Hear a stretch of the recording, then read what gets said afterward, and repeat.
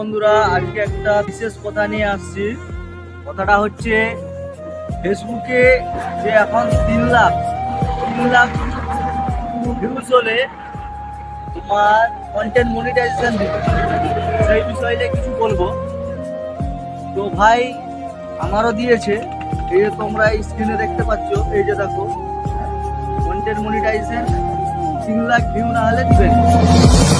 তো এই বিষয়টা হচ্ছে শুধু 3 লাখ ভিউ নয়, তুমি 3 লাখ ভিউটাও করতে হবে, প্লাস তোমার যেই উইকলি চ্যালেঞ্জ থাকে ফেসবুকে, ও উইকলি চ্যালেঞ্জগুলো কমপ্লিট করতে হবে। আর উইকলি চ্যালেঞ্জ হচ্ছে এত জটিল, মানে বলে বোঝানো যাবে না।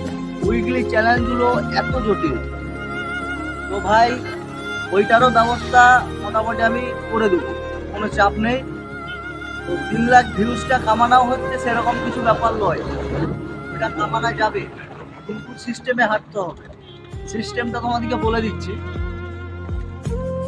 মোটামুটি ডেলি 2-3টা করে ভিডিও ছাড়তে হবে। 2-3টা করে ভিডিও ছাড়লে প্রত্যেকটা ভিডিওতে মিনিমাম 3,500 করে ভিউ লাগবে, কমপক্ষে 3,500 করে ভিউ লাগবে। তাহলে আমাদেরকে কে সাপোর্ট করবে? 3,500 ভিউ, 2-3টা ভিডিওতে 3,500 করে ভিউ লাগবে, কিন্তু 3,500 করে ভিউ আমাদের পক্ষে সম্ভব নয়। কারণ এমনিতেই আমাদের একটা ভিডিওতে 3,500 4,000 ভিউ হতে যায়। 3টা ভিডিও যদি একদিনে পোস্ট করি কিভাবে আসবে? তাহলে এই চ্যালেঞ্জটা আমাদেরকে এখন ছেড়ে দিতে হবে, কারণ আমাদের দ্বারাই সম্ভব নয়, আমরা করতে পারবো।